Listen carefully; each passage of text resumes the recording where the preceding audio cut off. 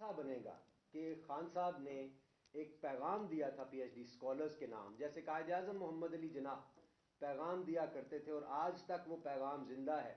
انہوں نے پاکستان بنایا اور آج حقیقی آزادی کی جد و جہد ہمارے جو قائد ثانی عمران خان صاحب کر رہے ہیں وہ بھی یقیناً ہسٹری میں یاد رکھی جائے گی. تو میں خان صاحب کو دعوت دوں گا کہ اپنے خطاب کا آغاز کریں. بسم اللہ. اوور ٹو خان صاحب. جی بسم اللہ الرحمن الرحیم. ایاک نعبد و ایاک نستعین.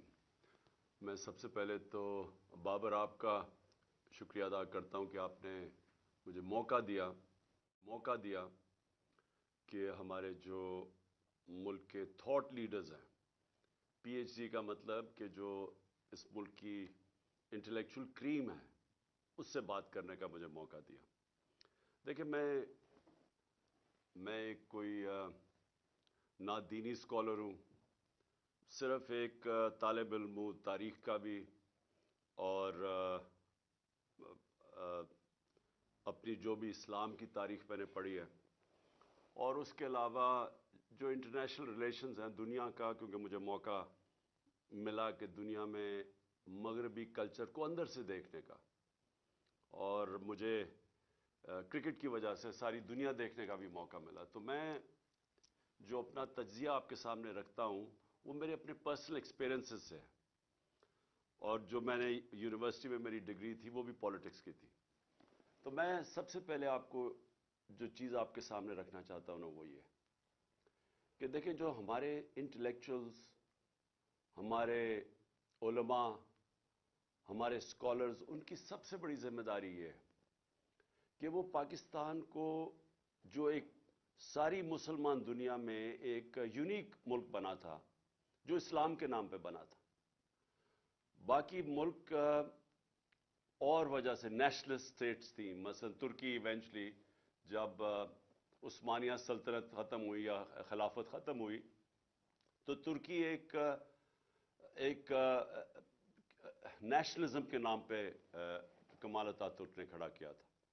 اور اسی طرح سارے جو آپ دنیا میں ملک دیکھتے ہیں وہ نیشنلسٹ ہیں. ہمارا ملک بنا تھا اسلام کے نام پہ، ایک آئیڈیالوجی کے نام پہ، اور دنیا میں صرف 2 ملک بنے ہوئے ہیں آئیڈیالوجی کے نام میں، جس میں پاکستان ایک ہے. اور اس کی بڑی اسپیسیفک آبجیکٹو ریزولوشن میں اس کا ڈیفائن کیا گیا ہے کہ ہمارے فاؤنڈنگ فادرز نے کہ پاکستان کا روڈ میپ کیا ہے، اور وہ انہوں نے ڈیفائن کیا تھا اسلامی فلاحی ریاست.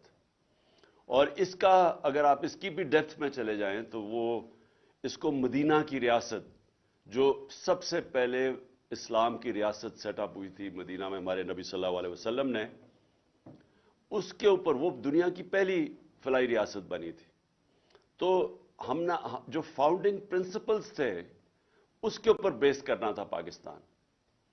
تو یہ بڑا امپورٹنٹ ہے آپ کے لیے کہ اسکالرز کے لیے کہ یہ آپ کا کام ہے کہ اس کو عوام تک لے کے جائیں کہ وہ ریاست کیا تھی، کیا بننا تھا اور بن کیا گئے ہیں، اور پھر دنیا سے کمپیئر کریں کہ دنیا کون سے ملک آگے نکل گئے ہیں، کون سے ملک پیچھے رہ گئے ہیں، کن کو ڈیولپنگ ورلڈ کہتے ہیں اور کن کو فرسٹ ورلڈ کہتے ہیں، وہ کون سے ملک ہیں جدھر ہمارے لوگ ترستے ہیں، فراڈلنٹ ویزاز لیتے ہیں، انلیگل امیگرینٹس بن کے باہر جاتے ہیں ان ملکوں میں.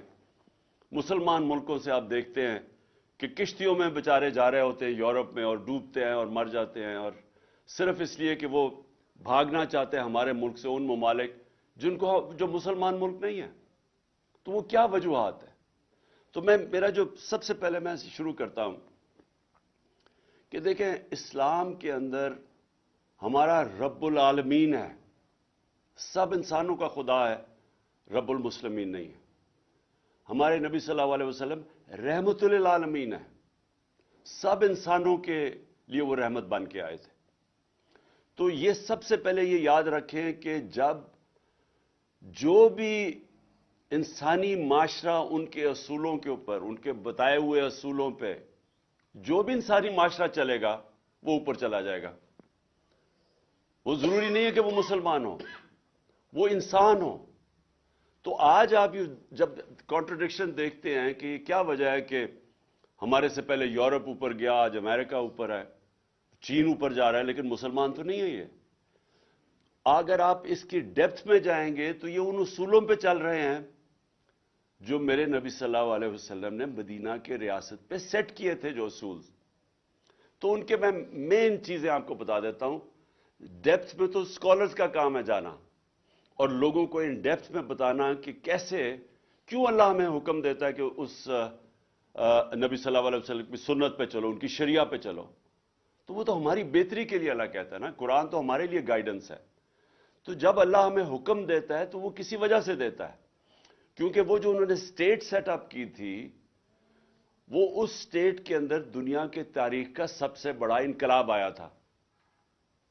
کبھی بھی اتنی تھوڑے وقت کے اندر اتنا بڑا دنیا کی تاریخ میں تبدیلی نہیں آئی. اور ایک لوگ یہ کہتے ہیں جی کہ منگولین نے بھی, چنگیز خان کے منگولین نے, انہوں نے بھی تقریباً آدھی دنیا پہ قبضہ کر لیا تھا. لیکن جب چنگیز خان کی اور منگولین فوجوں نے قبضہ کیا تو خون کے دریا بہے تھے. یہاں جو چینج آئی ہے, اگر آپ مدینہ کی ریاست کو سٹڈی کریں تو جب نبی صلی اللہ علیہ وسلم 622 پہ پہنچے تھے مدینہ ہجرت کر کے, اور 632 اس دنیا سے پردہ کر گئے تھے, وہ 10 سالوں کے اندر ایک وہ انقلاب آ چکا تھا. اس میں سارا جو عرب تھا وہ ان کے شروع ہوئے تھے 313 پہ, اور سارا عرب ان کے نیچے آ گیا تھا. اور ٹوٹل جو لوگ جن کی جانیں دونوں طرف جنگوں میں گئی تھی وہ 1200-1300 تھے. تو اس اصل میں وہ فکری انقلاب آیا تھا. انہوں نے ذہن چینج کر دیے اور وہ لوگوں کو تبدیل کر دیا. وہ لوگ جن کی کوئی حیثیت نہیں تھی, 2 سپر پاورز تھی, پرشین اور رومن بیزنٹائن ایمپائر دونوں طرف, انہوں نے ان دونوں ایمپائرز ان کے سامنے کولیپس کر گئے. لیکن وہ اصل کولیپس کیے تھے جو ایک انہوں نے ذہن چینج کیے تھے لوگوں کے. اور اس کو اور طرح آپ کر سکتے ہیں کہ یہ ایک, جس طرح مولانا رومی کی میں بڑی فیمس سیئنگ ہے, وہ بڑی سمجھنے والی ہے, کہ انہوں نے کہا کہ جب اللہ نے آپ کو پر دیے ہیں تو کیوں چونٹیوں کی طرح رینگ رہے ہو. تو اصل میں انہوں نے ان کے پر دے دیا انسانوں کو, ان کو آزاد کر دیا. لا الہ الا اللہ کا مطلب سمجھا دیا. وہ بہت بڑا لا الہ الا اللہ دعویٰ آزادی کا ہے, اور پرواز صرف آزاد انسانوں کے اوپر ہوتی ہے, غلاموں کی پرواز اوپر نہیں ہوتی. اس لیے جو علامہ اقبال کی ساری غلام ہندوستان کے مسلمانوں کو جگانے کی جو کوشش کی تھی, وہ ساری آزادی کی وہ بات کرتے تھے. وہ جو شاہین کا علامہ اقبال کا کانسیپٹ تھا, وہ صرف آزاد شاہین اوپر جا سکتا ہے باقی مخلوق سے.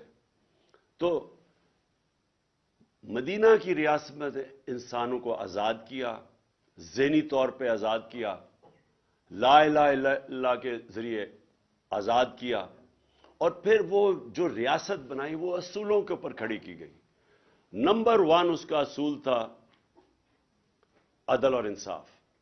یہ یاد رکھیں کہ یہ سب سے بڑا, قرآن میں بار بار انصاف کے اوپر ایمفیسس اس لیے آتا ہے کہ انسان کے معاشرے میں اور جانوروں کے معاشرے میں سب سے بڑا فرق ہوتا ہے انصاف. جانوروں کے معاشرے میں مائٹ از رائٹ ہوتا ہے, انسانوں کے راستے میں انصاف ہوتا ہے, طاقتور اور کمزور ایک برابر ہو جاتے ہیں. اور یہ سب سے بڑی چیز مدینہ کی ریاست میں انہوں نے سیٹ کی, عدل اور انصاف. حضرت ابو بکر جب خلیفہ بنے, ان کا پہلا مشن سٹیٹمنٹ تھی کہ میں طاقتور اور کمزور کو ایک برابر کروں گا قانون کے سامنے.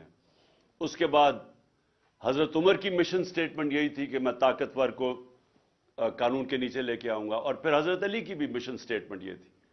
تو بیسکلی جب آپ انصاف قائم کرتے ہیں ایک معاشرے میں, آپ لوگوں کو آزاد کر دیتے ہیں. جب آپ لوگوں کے فنڈامنٹل رائٹس کی حفاظت کرتے ہیں, ایک معاشرہ جب ان کو پروٹیکٹ کرتا ہے تو وہ معاشرہ اس قوم کے پوٹینشل کو ریلیز کر دیتا ہے, اس کی پرواز اوپر کر دیتا ہے, ان کو پر دے دیتا ہے انسانوں کو. کبھی بھی غلام انسانوں نے کوئی بڑے کام نہیں کیا آج تک. اور غلامی صرف یہ نہیں ہوتی کہ فزیکل غلامی ہوتی ہے, ذہنی غلامی اس سے زیادہ خوفناک ہوتی ہے.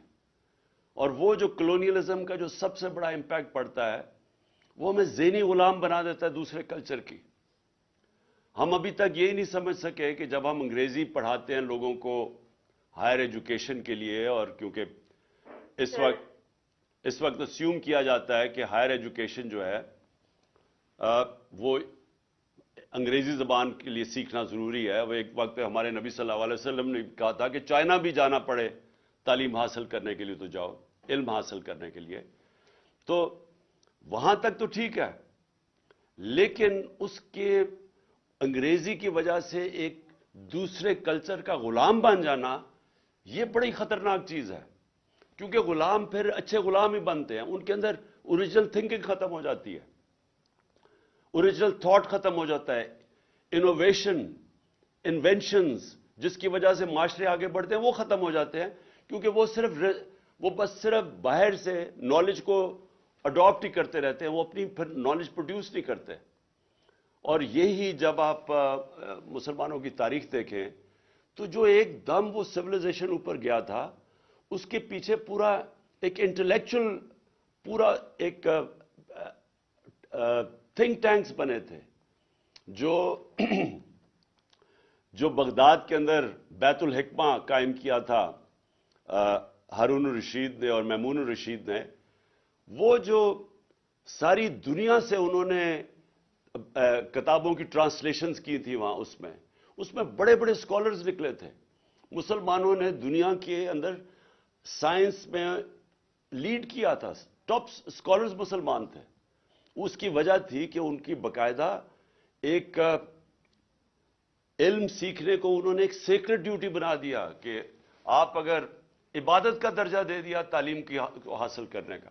اور پھر اوریجنل تھنکنگ آئی جب انہوں نے ٹرانسلیٹ ایرسٹوٹل کے اور گریک اسکالرز کی انہوں نے جب کتابیں ٹرانسلیٹ کی عربی میں، اور پھر اپنی اس کے اوپر تبصرے کر کے ان کو اس تھاٹ پروسیس کو آگے لے کے گئے. تو اس وقت ہمارا مسئلہ یہ ہے، اور یہ مسلمان دنیا کا، کہ کلونیلزم کی وجہ سے ابھی تک ہم اس ذہنی غلامی سے نہیں نکل سکے. ہم ابھی تک جو انگریزی بہتر بول لیتا ہے اس کو ہم ایک بڑا سٹیٹس دے دیتے ہیں معاشرے میں. ہم یہ ریئلائز نہیں کرتے کہ یہ تو صرف مینز ٹو این اینڈ ہونا چاہیے، یہ تو صرف ایک یہ طریقہ ہونا چاہیے باہر کی نالج ایکوائر کر کے اور پھر اپنا تھاٹ پروسیس ڈیولپ کرنے کا. اور اسی لیے ابھی تک ہم کہ کیا ہونا چاہیے تھا پاکستان کو، ہم یہی نہیں سمجھ سکے کہ اس کی بڑی ایک عظیم خواب تھا، مشن سٹیٹمنٹ تھی، اسلامی فلاحی ریاست، بیسکلی مدینہ کی ریاست کے اصولوں پہ کھڑا ہونا. تو آج آپ یہ دیکھ لیں کہ جو نمبر 1 پرنسپل تھا عدل اور انصاف، جس کو اس کو انگریزی میں رول آف لا کہتے ہیں، آج آپ دیکھ لیں کہ مسلمان دنیا کے کیا حالات ہیں رول آف لا کے انڈیکس میں. اور آپ دوسری طرف دیکھ لیں کہ مغربی ریاستیں جو مسلمان نہیں ہیں ان کے رول آف لا کے انڈیکس میں وہ کدھر ہیں. ایک رول آف لا انڈیکس ہے جس میں ٹاپ پہ سوئٹزرلینڈ ہے 99.9%، اور سب سے کم ہے نائجیریا 7% پہ. نائجیریا تیل کے ذخیرے پہ بیٹھا ہوا ہے، غربت کی انتہا ہے وہاں نائجیریا میں. سوئٹزرلینڈ میں کوئی ریسورسز ہی نہیں ہے، لیکن کیونکہ وہاں رول آف لا اور انصاف ہے وہ سب سے خوشحال ملک ہے. یورپین ویسٹرن ملک سب 80 to 90% ہے رول آف لا میں اور خوشحال ہے. اور مسلمان دنیا شاید ہی کوئی مسلمان ملک 20% سے اوپر ہے. اور پاکستان کا حال آپ کے سامنے ہے. یہ جو اب سب کچھ ہو رہا ہے پاکستان میں، یہ جو تماشے ہو رہے ہیں، لوگوں کو پکڑ جیلوں میں ڈالنا، کوئی فنڈامنٹل رائٹس کی کوئی حفاظت نہیں کر سکتا. طاقتور جو مرضی کر لے پاکستان میں، وہ چوری کر کے NRO لے لیں. قبضہ گروپ پھر رہے ہیں پاکستان میں.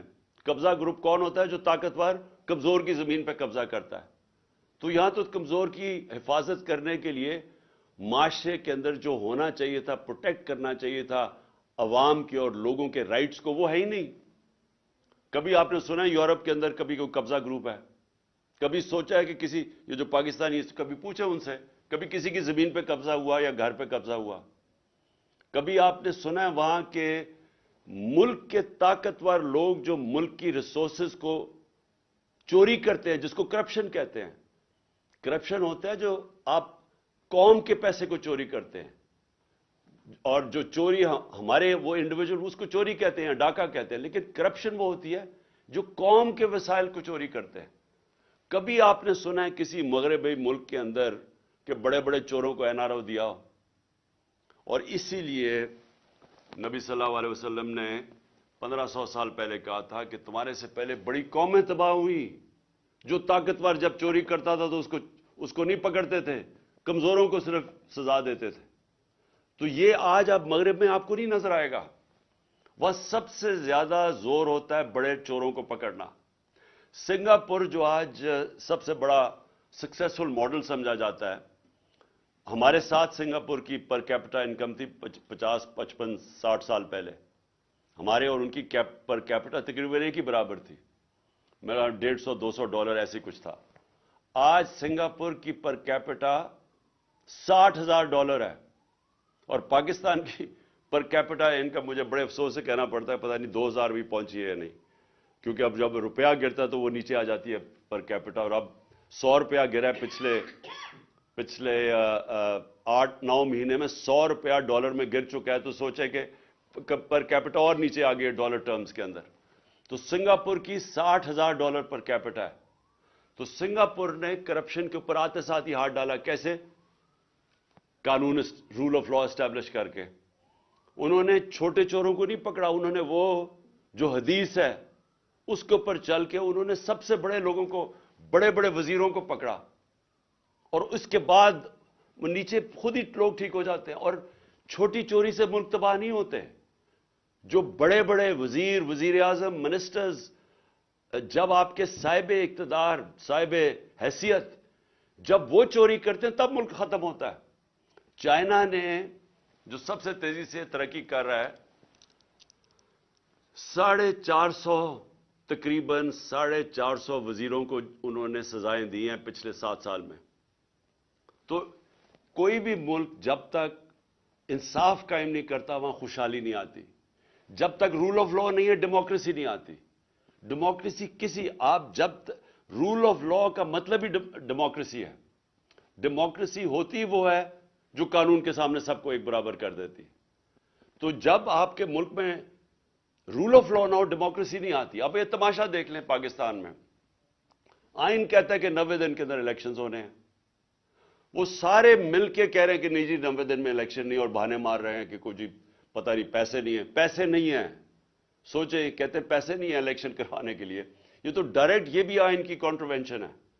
سو ہمارے ملک کے اندر جب تک ہم رول آف لا اسٹیبلش نہیں کرتے، جو میں نے 26 سال پہلے اپنی تحریک شروع کی تھی، انصاف کی تحریک مینز رول آف لا، تو یہ تو نمبر 1 چیز تھی مدینہ کی ریاست میں. خوشحالی بعد میں آئی، پہلے عدل اور انصاف آیا. دوسری چیز اتنی بڑی ہے ساورنٹی. دیکھیں ایک لا الہ الا اللہ کا دعویٰ یہ ہوتا ہے کہ میں آزاد ہوں، میرا ملک آزاد ہے. یہ نہیں ہو سکتا کہ آپ اتنا بڑا دعویٰ کرتے ہیں اور آپ کا ملک غلامی کرے، کبھی کسی سپر پاور کی، کبھی کسی کے سامنے ہاتھ پھیلائے. یہ بالکل لا الہ الا اللہ کی کانٹروینشن ہے. ایک سٹیٹ کی ساورنٹی جب وہ سبجوگیٹ کر دیتی ہے اپنی ساورنٹی. اچھا اس کو بھی اور ڈیفائن کر دیں کہ جب ہم کہتے ہیں انڈیپینڈنٹ فارن پالیسی، اس کا کیا مطلب ہے؟ انڈیپینڈنٹ فارن پالیسی کا مطلب یہ ہوتا ہے کہ ایک ملک کی فارن پالیسی بنتی ہے اپنے لوگوں کے مفادات کی تحفظ دینے کے لیے. ہم اپنے ملک کے فائدے کے لیے فارن پالیسی بناتے ہیں اپنے لوگوں کے، جس کو نیشنل انٹرسٹ کہتے ہیں. اب ہمارے ملک میں یہ تو بنتا بھی ایسے رہا، ہم نے اپنے ملک کو قربان کیا اور لوگوں کی فارن پالیسی کے انٹرسٹ کے لیے. ہم نے وار آن ٹیرر میں حصہ لے لیا اور اپنے 80,000 لوگ مروا دیے تھوڑے سے ڈالرز کے لیے، اور صرف امریکہ کو خوش کرنے کے لیے. اس کا نتیجہ کیا ہوا؟ نہ امریکہ خوش ہوا، اپنے لوگوں کی تباہی کر دی، اور چھوٹی سی ایلیٹ جو اوپر بیٹھی ہوئی اس کا فائدہ ہو گیا. باقی عوام میں 80,000 لوگوں کو، یعنی سارا اپنا قبائلی علاقہ اس کو اجاڑ کے رکھ دیا. پختونخوا کے صوبہ کے اندر تباہی آئی، لیکن فائدہ تو صرف تھوڑے سے لوگ جو اوپر بیٹھے ہوئے تھے. تو جب ایک فارن پالیسی آپ کی بنتی ہے کسی اور کے انٹرسٹ کو سرو کرنے کے لیے، آپ آزاد نہیں ہوتے. اب روس، میں مثال دیتا ہوں، ہم نے روس سے کیوں اچھے تعلقات کرنے کی کوشش کی؟ ہم نے اس لیے کیے کہ ہمیں روس سے دو چیزیں چاہیے تھی. ایک، ہمیں ان سے گندم چاہیے، ان سے ہماری کوشش تھی ان سے سستی گندم لیں، کیونکہ پاکستان کو 20 لاکھ ٹن کمی تھی جب ہمارا دور تھا گندم کی. اب اس سے بھی زیادہ مجھے لگتا ہے گیپ ہے. مجھے نہیں لگ رہا کہ ہمارا اس وقت جو بھی سیلاب آیا اس کی وجہ سے، میں نہیں سمجھتا کہ ہماری وہ گندم کی پروڈکشن ہوگی، وہ کم ہو جائے گی.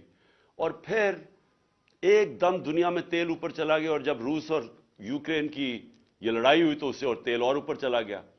تو میں جب گیا، ہم طے کر کے آ گئے تھے، میں نے صدر پوٹن سے طے کر لیا تھا کہ جس طرح ہندوستان کو سستا تیل دے رہے ہیں، ہمیں بھی وہ سستا تیل دیں. یہاں واپس آئے تو یہاں جناب ہمارا آرمی چیف کہتا کہ نہیں، کنڈیم کرو روس کو کیونکہ انہوں نے یوکرین میں انویڈ کر دیا.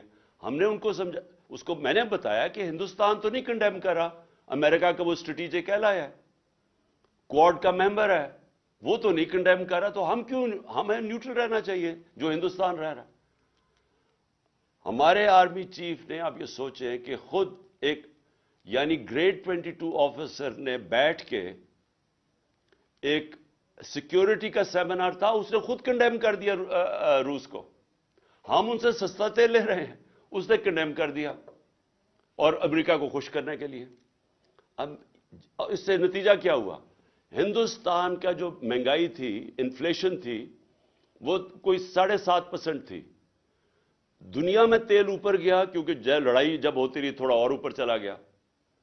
ہندوستان کی انفلیشن 7.5% سے 5.5% پہ آ گئی. پاکستان کی انفلیشن 12% تھی، ہماری 12% سے انفلیشن 30% پہ چلی گئی، کیونکہ ہم مہنگا تیل لے رہے تھے، تیل کی قیمت اوپر چلی گئی. اب نقصان کس کو ہوا؟ پاکستانی عوام کو.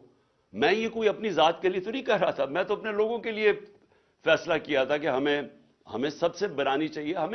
ہم کسی کی لڑائی میں کیوں پڑے؟ ہمیں انٹرسٹ اپنے لوگوں کا ہونا چاہیے. یہ انڈیپینڈنٹ فارن پالیسی ہوتی ہے. لیکن جب آپ کسی اور کو خوش کرنے کے لیے اپنی فارن پالیسی بناتے ہیں اور اپنے لوگوں کو قربان کرتے ہیں، اس کا نتیجہ یہ ہوتا ہے جو آج پاکستان میں مہنگائی کی لہر ہے اور یہ بڑھتی جا رہی ہے، اور اس کا پریشر، کیونکہ آپ زیادہ پیسے دے رہے ہیں تیل کے لیے، ڈالرز آپ کے جا رہے ہیں، آپ کے ڈالر ریزروز پہ فرق پڑ گیا. آج پاکستان کی تاریخ میں کبھی بھی اتنے کم ڈالر ریزروز نہیں جو آج ہیں، جس کے اثرات اب آپ دیکھ رہے ہیں. تو تیسری چیز ہے، اسٹیٹ کی ذمہ داری ہے اپنے کمزور طبقے کی حفاظت کرنا، جس کو فلاحی ریاست کہتے ہیں. جو علامہ اقبال جب اسپرچل ڈیموکریسی کی بات کرتے تھے، وہ اس کے پیچھے کیا تھا؟ کہ ایک ڈیموکریسی جس میں انسانیت کی قدر ہو، جو ہیومین ہو. اور یہی آج مجھے افسوس سے کہنا پڑتا ہے کہ آپ اسکینڈینیویا چلے جائیں، آپ نے اگر وہ جو سوچ تھی ہمارے نبی صلی اللہ علیہ وسلم کی مدینہ کی ریاست میں جو فلاحی ریاست بنائی تھی، آج اگر آپ نے اس کی مثال دیکھنی ہے تو سویڈن، ڈنمارک اور ناروے چلے جائیں. بہترین قسم کا انسانیت کا وہ نظام ہے، خوشحال لوگ ہیں. میری کنٹینشن یہ ہے کہ جب تک آپ عدل اور انصاف نہیں معاشرے میں رائج کرتے اور ایک فلاحی ریاست انسانیت کا نظام نہیں بناتے، اللہ کی برکت نہیں آتی معاشرے پہ. اور یہی آپ دیکھیں کہ وہاں خوشحال ہیں، آپ کے لوگ ترستے ہیں وہاں جانے کے لیے اسکینڈینیویا. کبھی پوچھیں جو پاکستانی رہتے ہیں وہاں اسکینڈینیویا میں، وہ کتنی تعریف کرتے ہیں، ان کو سمجھ ہے کہ فلاحی ریاست کیا ہوتی ہے. اور ہم نے پوری کوشش کی، ہیلتھ کارڈ لے کے آئے ہم. ہیلتھ کارڈ کا مطلب یہ تھا کہ سارے پاکستان کے خاندانوں کے پاس ہیلتھ انشورنس ہو 10 لاکھ روپے کی، کہ کسی بھی ہسپتال میں جا کے اپنا علاج کروا سکے. یہ اس لیے ضروری تھا کیونکہ ساری ریسرچ بتاتی ہے کہ جب بھی ایک خاندان جو غربت کی لکیر سے اوپر بھی ہے، اس کے اوپر اگر ایک بیماری آتی ہے تو وہ بیماری اور بڑی بیماری، تو اس کے لیے وہ قرضے لے لے کے وہ غربت کی لکیر کے نیچے چلے جاتے ہیں۔ یہ غربت کا ایک بہت بڑا وجہ ہے کہ ایک خاندان میں بیماری آ جاتی ہے۔ تو ہیلتھ کارڈ یہ پروٹیکشن تھی لوگوں کی۔ اس کی تعریف دنیا میں ہوئی، لانسٹ میڈیکل جرنل ہے دنیا کا، اس نے تعریف کی۔ انہوں نے کہا کہ ہمارے سے امیر ترین ملکوں کے پاس بھی اس طرح کا یونیورسل ہیلتھ کوریج نہیں ہے جو پاکستان میں ہے۔ اور افسوس سے کہنا پڑتا ہے کہ یہ گورنمنٹ نے وہ رول بائی کر دیا۔ اور وہ ایک ایسی چیز تھی کہ صرف یہی نہیں کہ پروٹیکشن تھی ہمارے 50% آبادی سفید پوش کے لیے بھی، کہ وہ کسی بھی یعنی پرائیویٹ ہاسپٹلز میں غریب لوگ جا کے اپنے ہارٹ کے اندر سٹینٹس ڈلوا سکتے تھے۔ پرائیویٹ ہاسپٹلز میں پہلی دفعہ پاکستان کا غریب آدمی جا کے اپنا علاج ہیلتھ کارڈ کی وجہ سے کروا رہا تھا۔ اور دوسری چیز کہ دیہاتوں کے اندر پہلی دفعہ پرائیویٹ سیکٹر ہاسپٹل بنانے کے لیے جا رہا تھا کیونکہ ہیلتھ کارڈ کی وجہ سے۔ اب وہ سب کچھ رک گیا۔ ہمارا جو احساس پروگرام تھا وہ دنیا نے اکنالج کیا۔ اسٹینفورڈ یونیورسٹی نے اپنی رپورٹ کی احساس پہ، اور انہوں نے کہا کہ یہ پاکستان کے اندر ہیلتھ اور ایجوکیشن کے اوپر یہ جو پیسہ خرچ کر رہے ہیں، اور اس کی وجہ سے فلاحی ریاست کی طرف پاکستان جا رہا ہے۔ تو جو بھی ملکوں کے اندر ظلم ہوتا ہے، جو قدر نہیں کرتے اپنے کمزور طبقے کے، جدھر غریب اور امیر میں فاصلے بڑھتے جاتے ہیں، جدھر غریب کی بنیادی ضروریات پوری نہیں کرتا ایک معاشرہ، میری یہ ایمان ہے کہ ان کے اوپر اللہ کی برکت نہیں آتی۔ ہمیں یہ کہا جاتا ہے کہ جی پہلا پیسہ آئے گا، پہلے قوم کے اندر پیسہ آئے گا اور پھر ہم اس قوم کے اندر فلاحی ریاست لے کے آئیں گے۔ میں یہ سمجھتا ہوں کہ یہ بالکل غلط ہے۔ پہلے آپ فلاحی ریاست لیتے ہیں، عدل اور انصاف قائم کرتے ہیں، پھر قوم میں خوشحالی آتی ہے، جو کہ مدینہ کی ریاست میں ہوا تھا۔ شروع میں تو بڑے مشکل حالات تھے مسلمانوں کے، لیکن انہوں نے آتے ساتھ ہی فلاحی ریاست اور انہوں نے عدل اور انصاف قائم کیا، اس کے بعد خوشحالی آئی۔ اور یہی ماڈل پاکستان کو فالو کرنا ہے، کیونکہ اب تک ہم انتظار ہی کرتے رہتے ہیں کہ جی پہلے پیسے آئیں گے اور پھر فلاحی ریاست بنے گی، جو نہ پیسے آتے ہیں اور نہ فلاحی ریاست بنی ہے ابھی تک۔ لیکن اس سے بھی پہلے عدل اور انصاف سب سے امپورٹنٹ ہے، جس کے لیے یہ جو میری ساری حقیقی آزادی کی تحریک ہے، اس کی بنیاد ہی یہ ہے کہ پاکستان میں ہمیں سب کو مل کے ایک انصاف کے نظام، رول آف لا کے لیے لڑنا چاہیے، کہ جب تک سب طاقتور طبقے قانون کے نیچے نہیں آتے، جب تک قانون طاقتور کو انصاف کے کٹہرے میں نہیں کھڑا کرتا، طاقتور مجرموں کو جب تک ان کو این آر او دیتا جائے گا، پاکستان چھوڑیں کسی بھی دنیا کے ملک کا کوئی مستقبل نہیں ہے، جدھر طاقتور کے لیے ایک قانون اور کمزور کے لیے دوسرا۔ میں پھر سے آپ سب کا شکر گزار کرتا ہوں، ابرار آپ کا بھی اور بابر آپ کا بھی، کہ آپ نے مجھے موقع دیا اپنے پاکستان کی انٹلیکچوئل ایلیٹ سے بات چیت کرنے کا۔ بہت بہت شکریہ۔